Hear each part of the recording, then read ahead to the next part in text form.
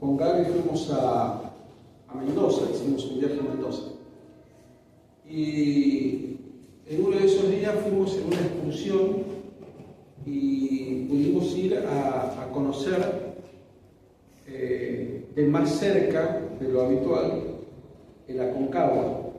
Y estuvimos, no recuerdo bien si estuvimos a 20 kilómetros o a 10 kilómetros del monte, ¿no? de la montaña. Y realmente es impresionante, es una cosa muy impactante verlo, ¿no? No solamente por el Aconcagua de por sí, que es una montaña gigantesca, sino también por el contexto, por todo lo que hay alrededor, por todo el paisaje, por todo. Y cuando estábamos volviendo, el guía que nos llevó nos comentaba, ¿no? los distintos lugares, y en un momento nos dice: esta es zona de cóndores, ¿no? Y ahora no vemos ninguno, pero por acá hay cóndores. Y en un momento del viaje, cuando estábamos volviendo, dice: miren, allá hay uno. Yo la verdad que miré y no lo vi. Yo honestamente no lo vi. Pero ya el solo hecho de saber que en ese lugar tan alto, tan impresionante, un ave está... Es como obsesivo del sonido, ¿no? En ese lugar tan impactante, tan alto, que haya un ave que vuele a esa altura, es tremendo. Y tiene que ver con el mensaje de hoy. ¿Por qué el cóndor vuela a esa altura? Porque es cóndor. Porque conoce su identidad. Porque el cóndor no anda por el piso, ni el cóndor anda por la llanura, anda por ahí arriba porque es cóndor. Tiene claro su identidad, ¿no? Yo no imagino un cóndor nadando, ni un cóndor buceando, ni un cóndor caminando. Lo imagino allá volando, porque es un cóndor. Tiene identidad. ¿Y nosotros qué somos? Hijos de Dios. Entonces nos comportamos como hijos de Dios. ¿Tenemos claro nuestra identidad? ¿Tenemos en claro quiénes somos? ¿O somos simpatizantes de un personaje que se llama Jesús? ¿O nos gusta escuchar de Jesús y no comprometernos con Jesús? El cóndor vuela porque es cóndor y anda a esas alturas porque es cóndor. Y nosotros somos hijos de Dios. Y como vimos el jueves pasado en Efesios 5:15, mirad atentamente cómo andéis. ¿Cómo andamos nosotros? ¿Cómo caminamos nosotros? ¿Cómo vivimos nosotros? Dios nos llamó y nos transformó. Y somos otra persona. Tenemos identidad nueva como hijos de Dios. Entonces, de todo vamos a tener que dar explicaciones delante del Señor. Pero fundamentalmente, ¿cómo me muevo? ¿Cómo camino? ¿Cómo vivo? ¿Cómo me desenvuelvo? Y Dios no mira, Dios no está acá, solamente acá en la iglesia. Dios está en tu casa, Dios está en tu trabajo, Dios está en el almacén que vas a comprar, Dios está en la verdulería, Dios está en la calle, Dios está en la parada cuando esperas el colectivo, y Dios ve todo. A Él no se le escapa nada, absolutamente nada. ¿Cómo te comportas? ¿Cómo te comportas? Y hoy, la palabra de hoy tiene que ver con eso, con nuestra identidad. ¿Quiénes somos? Durante todos estos jueves estuvimos viendo, me hice un machete, estuvimos viendo ¿Dónde estás hoy? Los tres niveles: frío, tibio, caliente.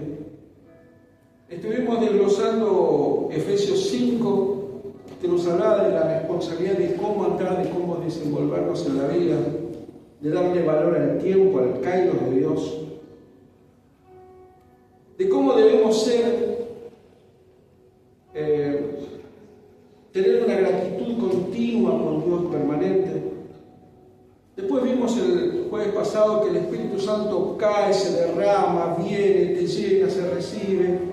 Las distintas expresiones que hablan, que dicen y que tienen que ver con nuestra vida. El Espíritu Santo en nosotros se derrama, se recibe, se tiene. Y también habíamos terminado ese estudio con una frase que dice: conocer nuestra identidad determina nuestro destino. Si yo sé quién soy, yo sé cuál es mi destino. Yo soy un hijo de Dios. Y mi destino lo marca el Señor. Mi destino lo determina el Señor. Mi destino ya lo marcó el Señor. Y hoy quiero hacerles una pregunta. Estuvimos viendo desde hace meses la llenura del Espíritu Santo. Y los domingos el pastor habla del fruto del Espíritu Santo: la paciencia, el gozo, la benignidad, la humildad. Y también está hablando de los dones. Y los dones son para nosotros. Y los dones son algo que Dios nos da. Ahora, ¿para qué nos da Dios todo eso? ¿Para que lo acumulemos, para que lo tengamos guardado, para que lo pongamos en un bolsillo, en un cajón de nuestra caja, de nuestra casa? ¿Para qué? ¿Tiene algún propósito? ¿Tiene algún objetivo esto? ¿Hay alguna razón por la cual Dios nos da esto? ¿Hay alguna razón por la cual Dios nos llena de su Espíritu? ¿O simplemente nos lo da? Yo quiero que vivan llenos del Espíritu. Perfecto, listo. Y nada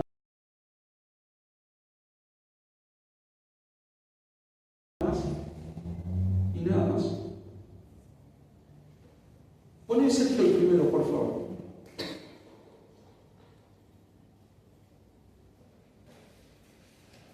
¿Saben ustedes?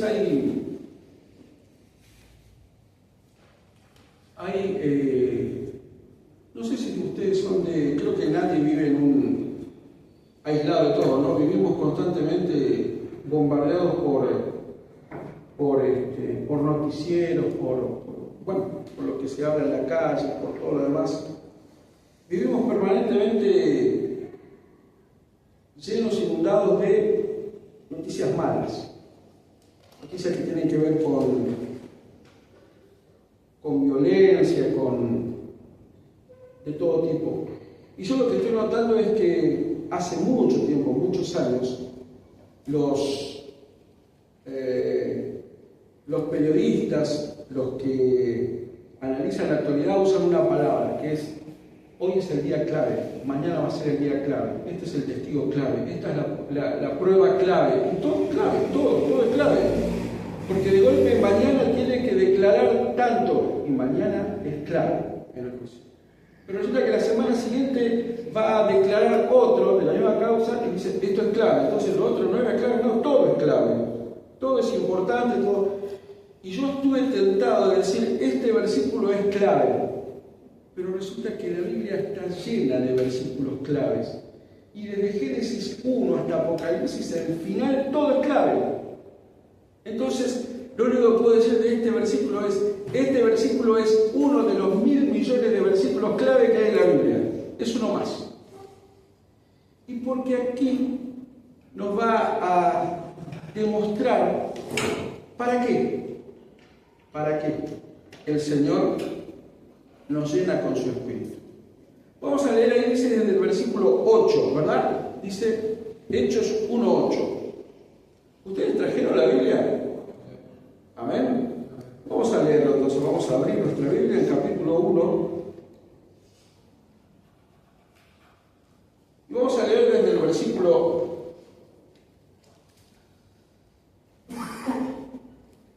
4 para después quedarnos un ratito en el versículo 8 para tener un contexto de por qué Jesús dice esto, ¿no?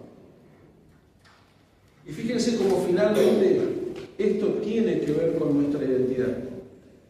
El cóndor vuela, no se olviden nunca de esto, el cóndor vuela porque es cóndor.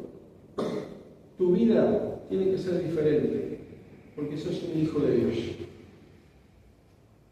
Hay que tener en claro nuestra identidad. Dice el versículo 4, y estando juntos, les mandó que no se fueran de Jerusalén, sino que esperasen la promesa del Padre, la cual les dijo: oísteis de mí. Porque Juan ciertamente bautizó con agua, mas vosotros seréis bautizados con el Espíritu Santo dentro de no muchos días. Entonces, los que habían reunido le preguntaron, diciendo: Señor, ¿restaurarás el reino a Israel en este tiempo? Y les dijo: no os toca a vosotros saber los tiempos o las sazones que el Padre puso en su sola potestad. Pero recibiréis poder cuando haya venido sobre vosotros el Espíritu Santo, y me seréis testigos en Jerusalén, en Judea, en Samaria y hasta lo último de la tierra. Leímos desde el 4 para que se comprenda el contexto de este versículo 8 que lo tenemos aquí en pantalla. Fíjense, está hablando Jesús y le dice a sus discípulos: no se vayan, quédense acá, porque dentro de no muchos días, dentro de pocos días, van a recibir el Espíritu Santo, del cual yo les hablé. O sea que ya están avisados, ya saben, ya entienden. Entonces uno le hace una pregunta, y vamos a traducirlo al idioma habitual. Jesús, como que lo reta, le dice: ustedes no tienen que saber eso. A usted no le corresponde saber eso. Solamente Dios lo sabe, solamente Dios mi Padre. No es que los reta violentamente, pero es como diciendo: no les conviene, sino que no les corresponde a ustedes saber. Pero, ahí arranca el versículo 8, pero recibiréis poder cuando haya venido sobre vosotros el Espíritu Santo. Esa palabra pero, que está al comienzo, la palabra en griego es alai, significa no obstante, de igual modo, de la misma manera. Entonces, primero le dice: ustedes no tienen que saber esto, o no les corresponde, pero de todas formas, de igual manera, no obstante, ustedes van a recibir poder cuando haya venido sobre vosotros el Espíritu Santo. Y me seréis testigos en Jerusalén, en Judea, en Samaria y hasta lo último de la tierra. La palabra poder es dunamis, que es el origen de la palabra dinamita. Es el mismo origen, de ahí viene la palabra dinamita, de dunamis, que ahí es traducido como poder. Pero también, aparte de poder, significa capacidad. Significa que ustedes van a recibir capacidad, ustedes van a entender, ustedes van a recibir la habilidad. Por eso está bien traducido decir poder. Ustedes van a recibir poder. ¿Cuándo? Cuando haya venido sobre vosotros el Espíritu Santo. Y me seréis testigos en Jerusalén y todas las demás regiones. Acá Jesús no está diciendo: miren muchachos, les voy a dar dos paquetes, les voy a dar dos regalos. Uno, el Espíritu Santo, Y la otra es una buena noticia que les voy a dar. Ustedes van a ser mis testigos. Dios no está diciendo eso. Jesucristo no está diciendo eso. Pasa al siguiente. ¿Se acuerdan ustedes? No recuerdo bien si fue hace 2 años atrás o 1 año atrás, cuando estábamos estudiando Romanos, habíamos encontrado una partícula en griego que en el 90% de los casos en el Nuevo Testamento se traduce como I, la Y. Pero la palabra griega es kai, que aparte de I, que sirve para unir dos ideas, también se traduce en algunos pasajes como por lo tanto, de tal manera, de manera que, como consecuencia de esto. Entonces, lo que está usando Lucas, que fue el que escribió Hechos acá, es la letra Kai. Entonces, si vamos de vuelta al versículo 1.8, donde dice, ¿podemos ver atrás? Ah, ¿se fue, Sergio? Está bien, pero recibiré. Ah, bueno, ¿está ahí arriba? Bueno, por lo tanto, perdón, estaba en el mismo, sí. Pero recibiréis poder cuando haya venido sobre vosotros el Espíritu Santo, por lo tanto, de manera que entonces serán testigos, serán mis testigos. Entonces ya no son dos cosas separadas, sino que están íntimamente ligados. Cuando recibís el Espíritu Santo, inmediatamente te convertís en testigo. ¿Sí? Pero recibiréis poder cuando haya venido sobre vosotros el Espíritu Santo, de manera que me seréis testigos. ¿Sí? Y se acuerda que habíamos visto nosotros que nosotros recibimos el Espíritu Santo en el momento mismo de creer. ¿Sí? Por lo tanto, inmediatamente en el momento de creer nosotros, eso está en Efesios 1.13, en 1 Corintios 12.13, que fuimos bautizados inmediatamente en el momento de creer, nos convertimos en testigos. ¿Se comprende hasta ahí? Ahora, ¿qué es ser testigo? ¿Saben ustedes? Ahora sí querés darle al otro. ¿Lo viste? Muy bien. Testigos, el origen de la palabra testigo es mártir. Ahí está en plural, mártires. Nosotros conocemos la palabra mártir como ¿qué? Aquel que murió injustamente por una causa justa. Pero injustamente murió y decimos, es un mártir. Pero el origen de la palabra en griego, mártir, significa testigo, ni más ni menos, así, a seca, testigo. ¿Y qué es un testigo? Un mártir. Un muerto, entendí yo por eso. Me quedé pensando en eso. ¿Qué es un testigo? Es un mártir. ¿Y qué es un mártir? Aquel que vio, que presenció una situación. Por eso, en los juicios en la antigüedad, en Roma, se llamaba a un testigo para qué. Los juicios no son un invento de ahora. Toda la vida hubo juicios de distinto tipo. Entonces se buscaban testigos que pudieran certificar lo que pasó. ¿Sí? Entonces, un testigo es aquel que ve, que escucha, no que le contaron, sino que lo vio, lo escuchó, lo presenció, lo experimentó. Eso es lo que hace un testigo. ¿Sí? Ahora, ¿por qué hoy a nosotros nos viene ya la idea, cuando decimos mártir, una persona así? Porque, lo vamos a ver después en la historia, originalmente tenía esa función de ser testigo, de decir lo que vio, lo que escuchó.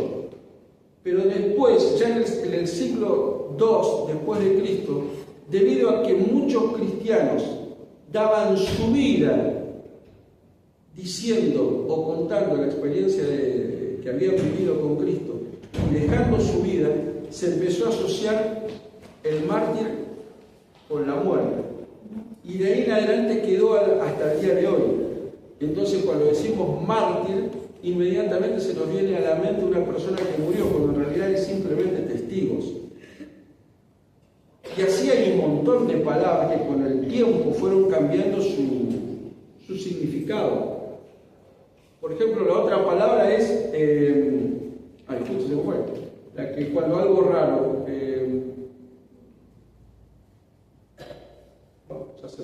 recién lo tenía en la mente y ya se me fue. Así hay un montón de palabras que originalmente significan algo y que con el paso del tiempo cambió totalmente su significado. Bizarro, ¿de acuerdo? ¿Sabe lo que significa bizarro? Bizarro para nosotros es raro, extraño, extravagante. ¿Cómo? La puerta de la Eso es bisagro. Esto es bisagro. Bizarro. ¿Qué significa? ¿Y sabe lo que significa bizarro? Valiente. Significa valiente, significa con coraje, significa el bizarro caballero. Fíjense cómo cambió el significado de la palabra. Esa no les puedo decir por qué cambió, pero sin embargo sé que cambió. Pero volviendo al tema de mártir, mártir es simplemente testigo, nada más que eso. Ahora, para ser testigo hay que cumplir 3 requisitos. No cualquiera puede ser testigo. No es una persona que pasaba y era, vení, te llamo por esto. Para ser testigo, primero y fundamental, debía haber visto la experiencia directamente, es decir, certificar que estuvo en el lugar donde pasó, haber escuchado lo que pasó, experimentar lo que pasó. No se puede llevar por chusma o no se puede llevar porque se lo contaron. Tiene que ser un actor principal de eso. Segundo, decir la verdad, siempre. Porque hay testigos que mienten. En este caso tiene que decir la verdad. Por lo tanto, ya es la segunda condición. La primera es haberlo visto de primera mano. Visto, oído, experimentado. La segunda, decir la verdad, siempre. Y la tercera, ser valiente. ¿Por qué ser valiente? Porque así como los juicios no son nuevos, están desde la antigüedad, hubo presiones de todo tipo para que algún testigo mintiera o no se presentase, porque por ahí no convenía que lo hiciera. Entonces, haber visto, decir la verdad y ser valiente. Eran las 3 condiciones que se requerían para ser testigos. Ahora fíjense cómo estas 3 características o condiciones deberían cumplirse en nosotros. Haber experimentado, decir la verdad y ser valientes.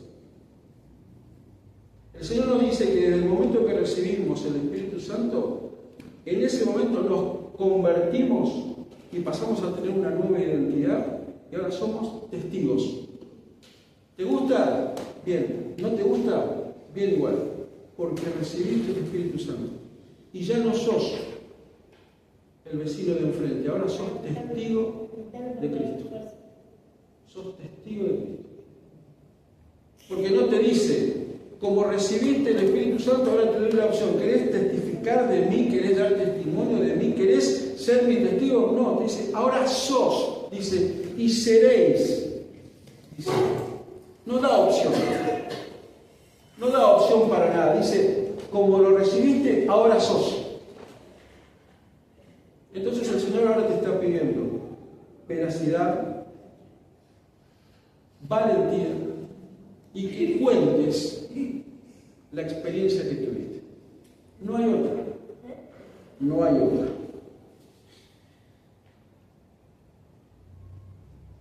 Por lo tanto, ¿vieron lo que le dije al comienzo? Hay versículos que son claves. Es un poco un chiste, ¿no? Porque todos los versículos son claves. Pero fíjense, pero recibiréis poder cuando haya venido sobre vosotros el Espíritu Santo. Por lo tanto, sos mi testigo.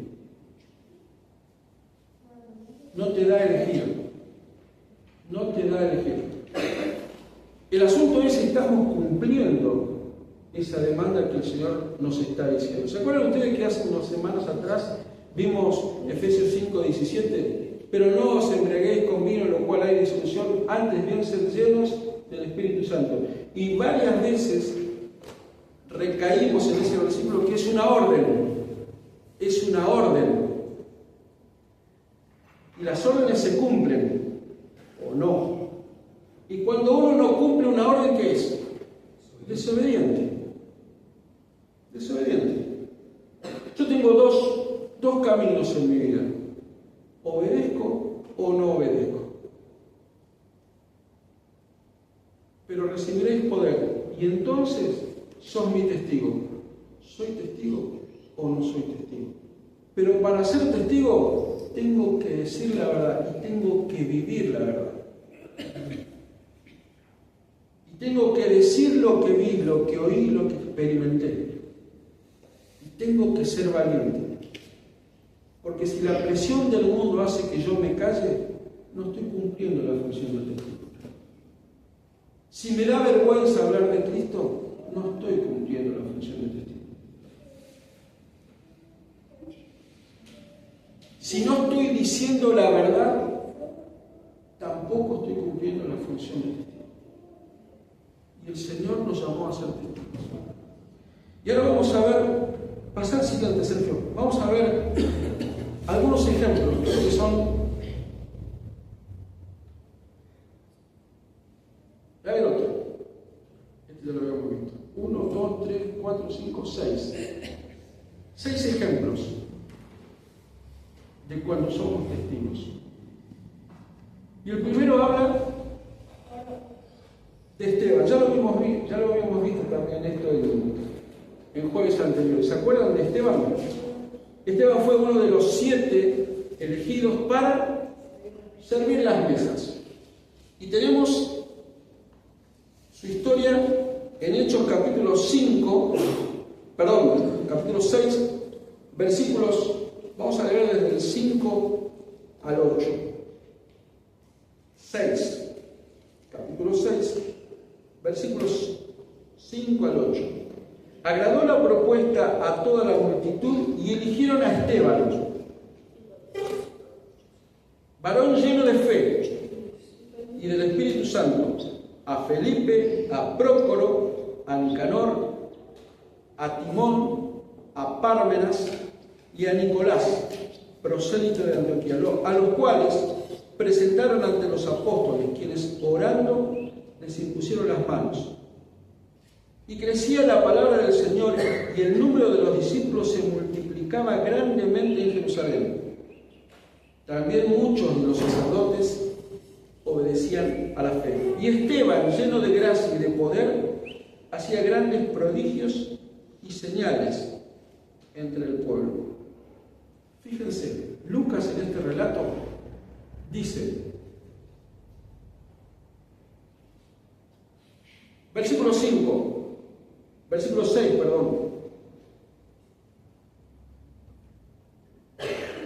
Versículo 5 era, me equivoqué eso. Agradó la propuesta a toda la multitud y eligieron a Esteban. Es el único que tiene descripción, Esteban. Los demás, como una lista. Y dice, eligieron a Esteban, varón lleno de fe y del Espíritu Santo. Y en el versículo 8 dice Lucas, que escribió Hechos, y Esteban, lleno de gracia y de poder. ¿Qué remarcación tan específica hace Lucas de Esteban? Lleno de fe y del Espíritu Santo. Y en el 8, lleno de gracia y lleno de poder. A consecuencia de que estaba lleno de fe y del Espíritu Santo, es que estaba lleno de gracia y de poder. Eso implica la llenura del Espíritu Santo. Esteban fue elegido ¿para qué? Para servir mesas. Esteban no fue elegido para hacer una campaña, para predicar, para enseñar teología, fue elegido para servir mesas. Por eso yo me hincapié en esto. Y creo que el Espíritu Santo, cuando relata por mano, por pluma de Lucas también lo señala. Fue elegido para servir mesas. Nada tan humilde, tan cotidiano, tan habitual en nuestra vida como servir mesas para comer. Porque muchas veces creemos nosotros que poder del Espíritu Santo tienen solamente aquellos que hacen grandes campañas, aquellos que tienen el don de sanidad, que imponen las manos y la gente es sanada, pero no es el hombre el que sana. ¿Quién es? El Espíritu Santo. Y sin embargo, fíjense lo que dice acá. Versículo 8. Esteban, lleno de gracia y de poder, hacía grandes prodigios y señales entre el pueblo. El que servía las mesas, el que acomodaba los platos, el que repartía comida, el que llevaba el pan en canastas, el humilde. Ese hacía prodigios y señales.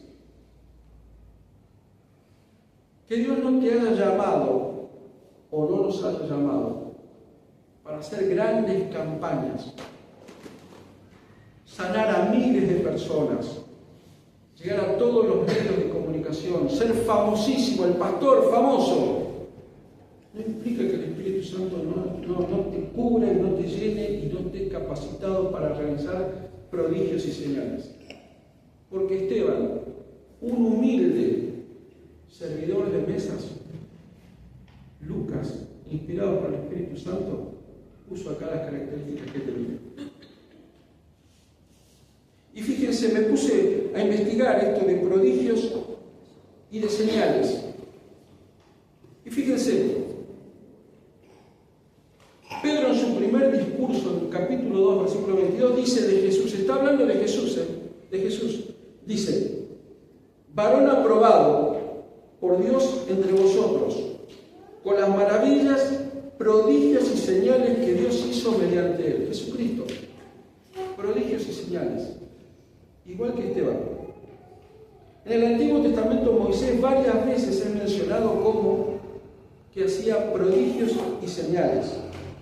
En Hechos, en el mismo discurso del cual después Esteban es asesinado, habla de Moisés y también dice, hacía prodigios y señales. Fíjense, Esteban, y vuelvo a repetirlo por enésima vez, el que servía las mesas, hacía prodigios y señales por el Espíritu Santo, igual que Moisés, igual que el mismo Jesucristo. Dios te da todas las capacidades, Dios te da todas las armas, Dios te prepara totalmente. No sos un hijo de Dios de menor categoría, porque sirvas mesas. Cuando estás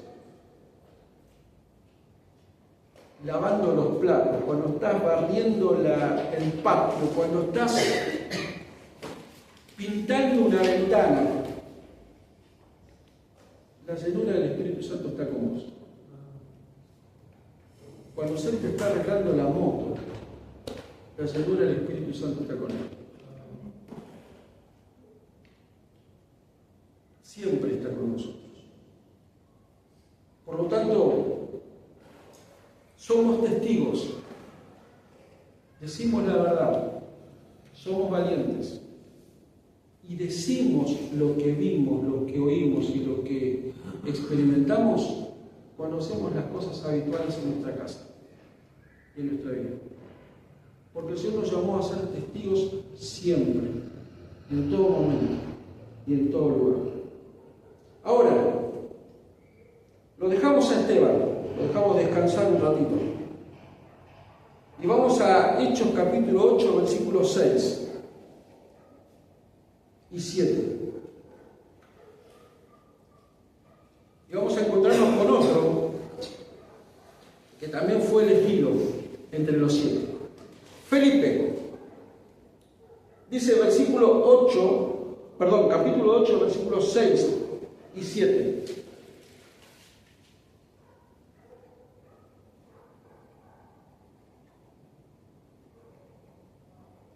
Y la gente, vamos a leer el 5, así también tenemos el contexto. Dice el 5, Entonces Felipe, descendiendo a la ciudad de Samaria, les predicaba a Cristo. Y la gente unánime escuchaba atentamente las cosas que decía Felipe, oyendo y viendo las señales que hacía. Porque de muchos que tenían espíritus inmundos, salían estos dando grandes voces, y muchos paralíticos y cojos eran sanados. Así que había gran gozo en aquella ciudad. Fíjense, Felipe se fue de Jerusalén y se fue a Samaria. Ahora, ¿por qué se va a Samaria? Muchos, ¿se acuerdan ustedes? Después que muere Esteban, la iglesia es perseguida y empieza a dispersarse y se van por todos lados. Por lo tanto, uno podría decir, bueno, Felipe se estaba escapando. No, no se estaba escapando. Dios lo estaba mandando a un lugar. Este lugar era Samaria. ¿Y qué hizo Felipe en ese lugar?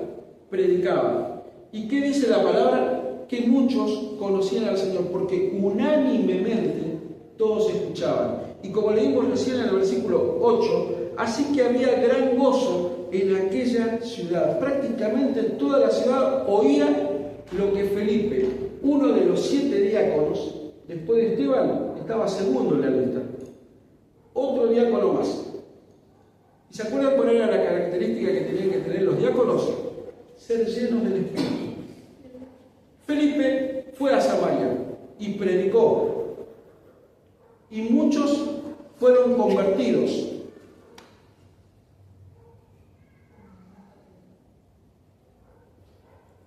Pero hay un detalle. Trajeron Biblia, me dijeron, ¿no? ¿Sí? Vamos a leer lo que dice el capítulo 7. Versículo 7. Hoy tengo una traba con capítulo y versículo.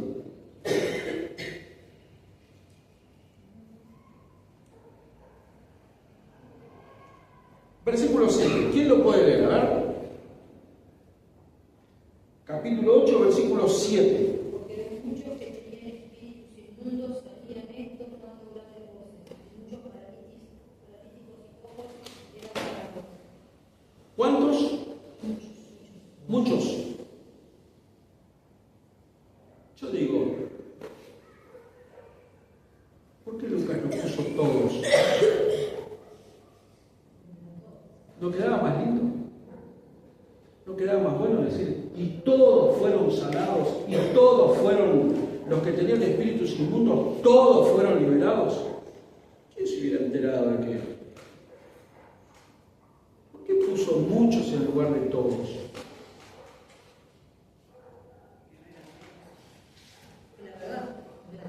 Porque Lucas era testigo también.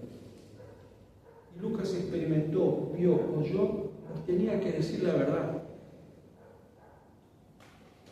Por más que quede más lindo y mejor, y le hacía bien, y le hacía propaganda al Evangelio y al poder de Jesucristo, la realidad es que no fueron todos, fueron muchos.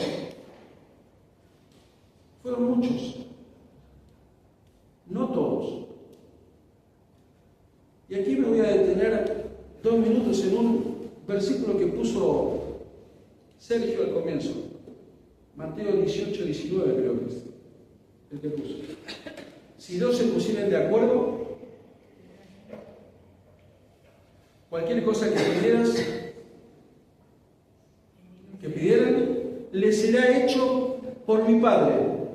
Garantía, ¿no? 2 se ponen de acuerdo, el Señor lo va a hacer. ¿Amén? Amén. No es así. No es así. Esta es una de las grandes, y lo digo con mucho temor, esta es una de las grandes malas enseñanzas que tuvimos en la iglesia durante años. Y no me estoy poniendo en contra de la palabra, por favor, jamás. Pero fuimos mal enseñados. Hay otro pasaje en Mateo también, capítulo 9, donde 2 hijos perseguían a Jesucristo. Y el Señor Jesucristo le dijo, de acuerdo a tu fe será hecho. Y recibieron la vista. Entonces cuando oramos, y el Señor no nos da lo que nosotros oramos, decimos, te falta fe, y acusamos y mostramos el dedo, te falta fe. Por eso es que las cosas te pasan porque te falta fe. No es así. No es así.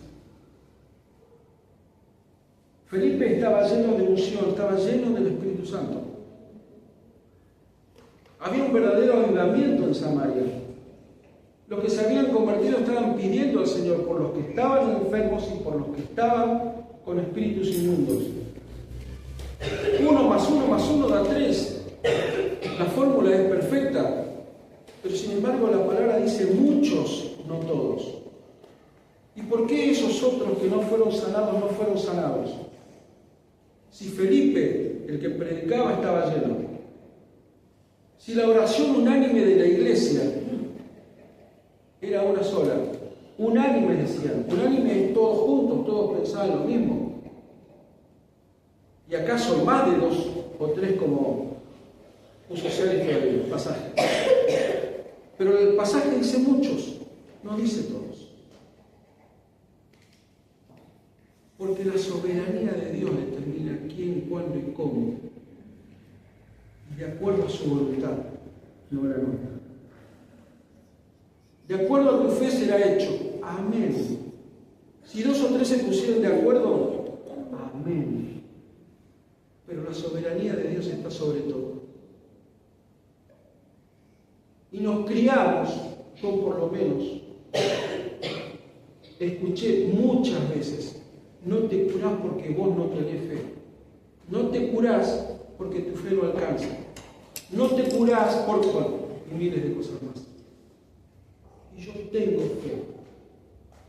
Y esa persona que no recibe lo que está pidiendo en oración se siente frustrada, siente que Dios no lo escucha. Empieza a vivir en una vida triste, en una vida opaca, porque dice, ¿por qué yo no me puedo curar? ¿Será que mi fe no alcanza? ¿Será que Dios tiene un propósito? Pablo lo cuenta. El aguijón en mi carne, 3 veces le pedí al Señor. 3 veces le pedí. Y sin embargo el Señor no me lo sacó. Y me dijo, bástate mi gracia. La soberanía de Dios está sobre todo. Sobre todo. Sobre mi vida y sobre la vida de los demás. Dios manda. Dios determina.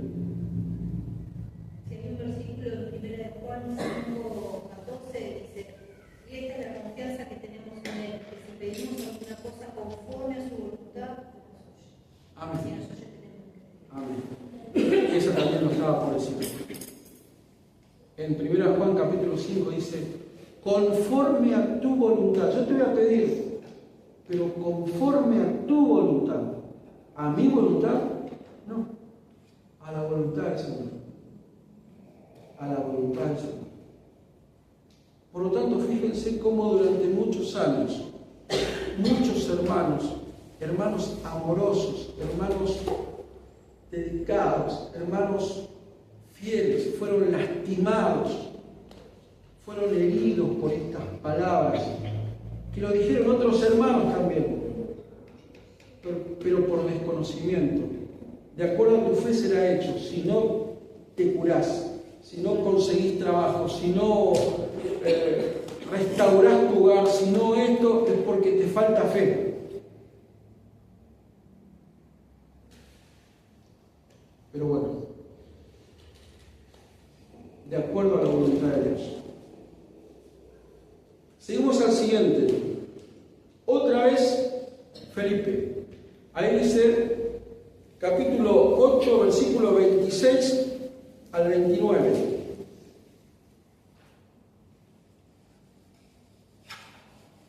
Antes de pasar a quiero contarles un versículo que me olvidé cuando estábamos hablando del tema de testigos. Fíjense lo que dice Pero que les dije que un testigo es aquel que experimentó, que vio, que escuchó, que dice la verdad y que es valiente. Fíjense lo que dice Juan en su primera carta, capítulo 1, versículo 1 a 3. Dice, lo que era desde el principio, lo que hemos oído, lo que hemos visto con nuestros ojos, lo que hemos contemplado y palparon nuestras manos, lo que hemos visto y oído, eso os anunciamos. Eso es un testigo.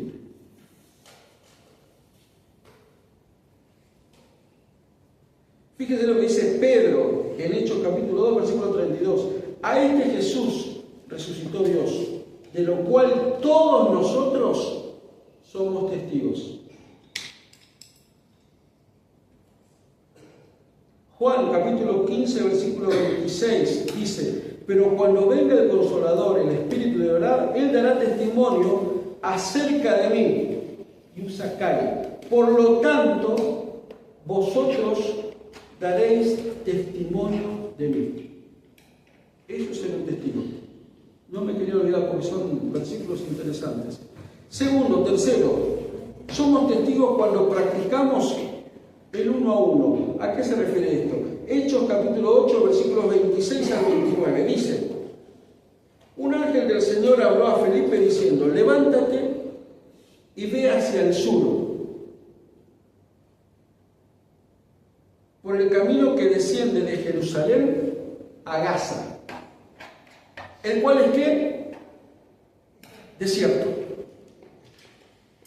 Entonces él se levantó y fue.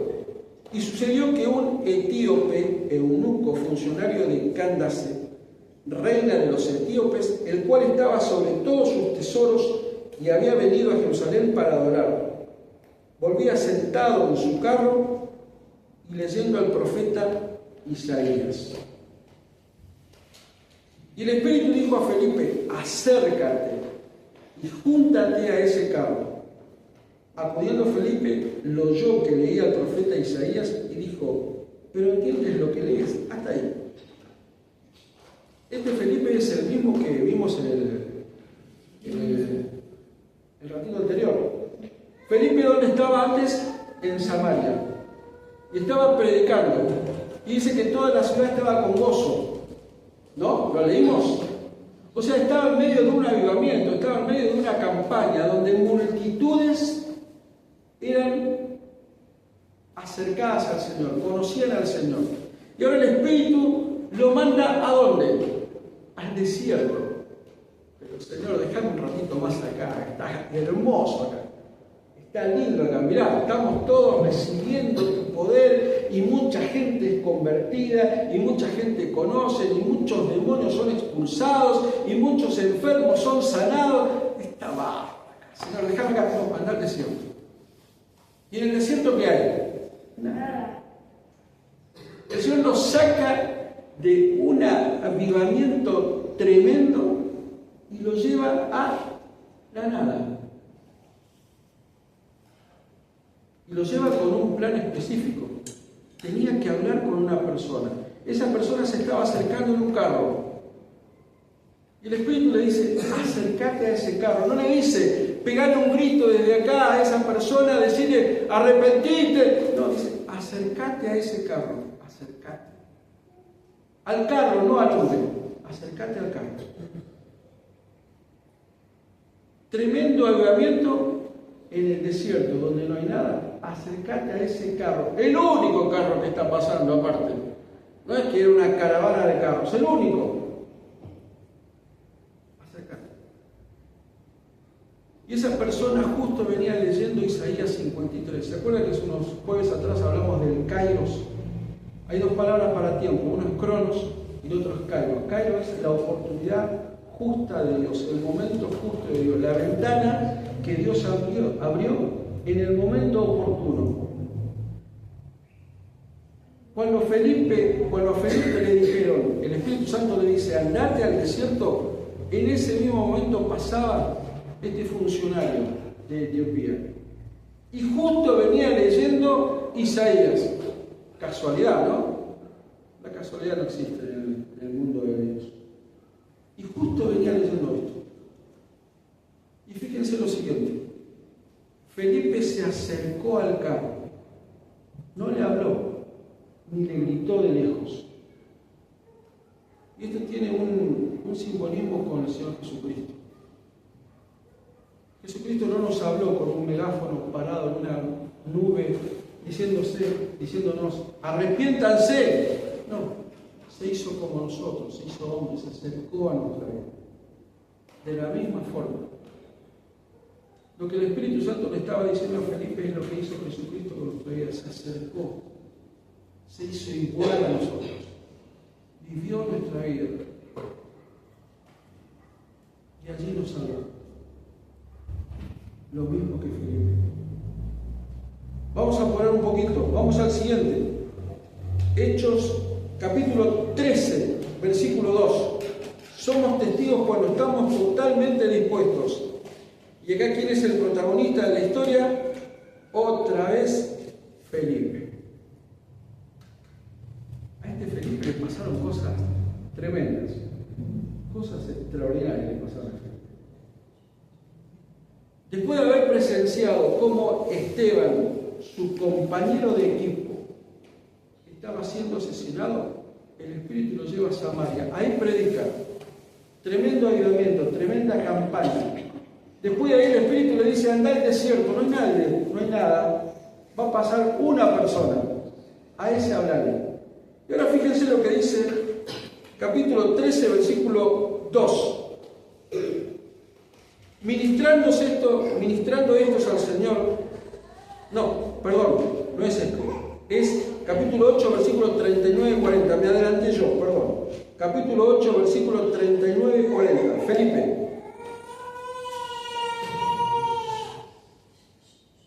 Cuando subieron del agua, porque Felipe había bautizado al apóstol, al etíope, dice, cuando subieron del agua, el Espíritu del Señor arrebató a Felipe y el eunuco no le vio más y siguió gozoso su camino. Pero Felipe se encontró en Azoto y pasando anunciaba el Evangelio en todas las ciudades hasta que llegó a Cesarea.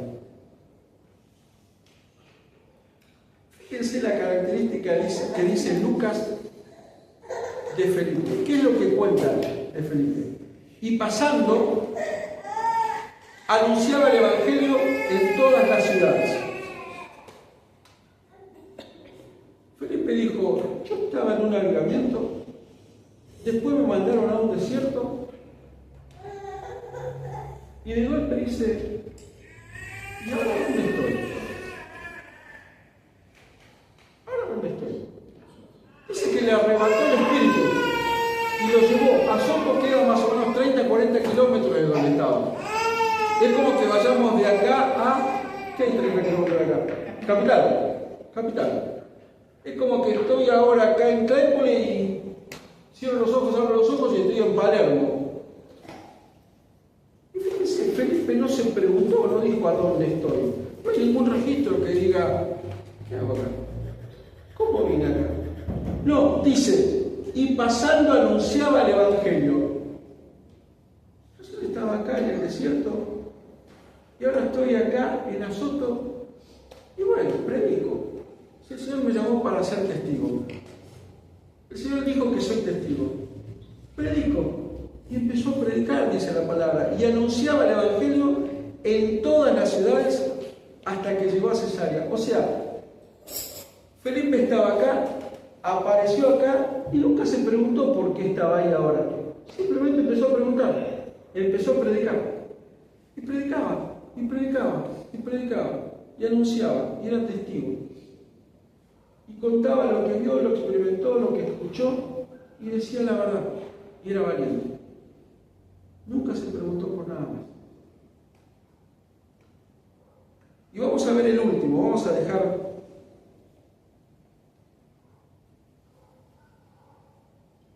Vamos a ver el último de todos. Cuando tenemos que aceptar que el Espíritu Santo nos diga no. Vamos a pasar por alto el anteúltimo, que es la llamada de Bernabé y de Saulo. Vamos a ir directamente al último. Hechos capítulo 16, versículos 6 al 8.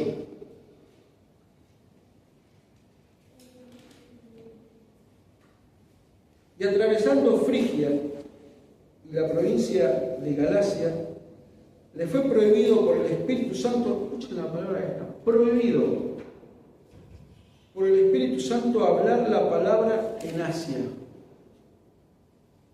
Recalco, repito, le fue prohibido por el Espíritu Santo hablar la palabra en Asia. Y cuando llegaron a Misia, intentaron ir a Bitinia, pero el Espíritu no se los permitió. Y pasando junto a Misia, descendieron a Troas. Era mala la idea de Pablo y de sus amigos, de sus compañeros, ir a predicar a Asia. ¿Era mala idea? No era mala idea. Era buena idea, porque la palabra se estaba esparciendo, la palabra estaba creciendo, la cantidad de convertidos estaba creciendo. Entonces, ¿era mala idea, estaba mal que Pablo hubiera dicho eso? No estaba mal. ¿Y qué es lo que nos deja acá como conclusión? Nuestras buenas intenciones no alcanzan cuando Dios ya tiene un plan definido. Señor, está bien que yo haga una campaña ahora en la placita, y está bien. ¿Qué tiene de malo? Pero si Dios tiene otros planes,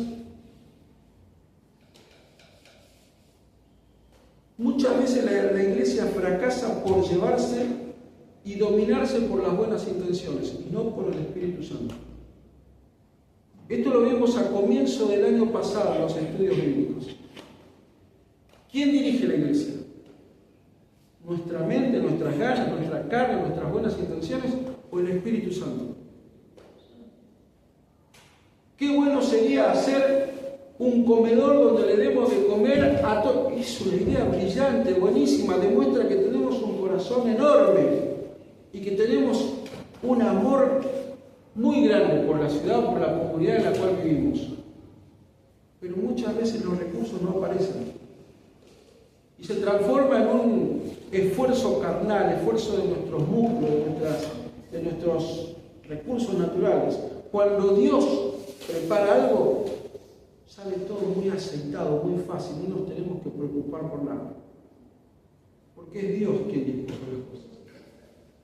Por lo tanto, las buenas intenciones no dirigen la iglesia. Ni las buenas intenciones dirigieron acá a Pablo. Era una excelente decisión de Pablo ir a Asia, pero el Espíritu Santo tenía otros planes. De hecho, después Pablo funda la iglesia de Éfeso, que está en Asia. Por lo tanto, no es que Dios se olvidó de Asia. Teníamos que esperar el kairos de Dios, el tiempo oportuno, el que Dios va preparando las cosas, el que Dios va acomodando todo.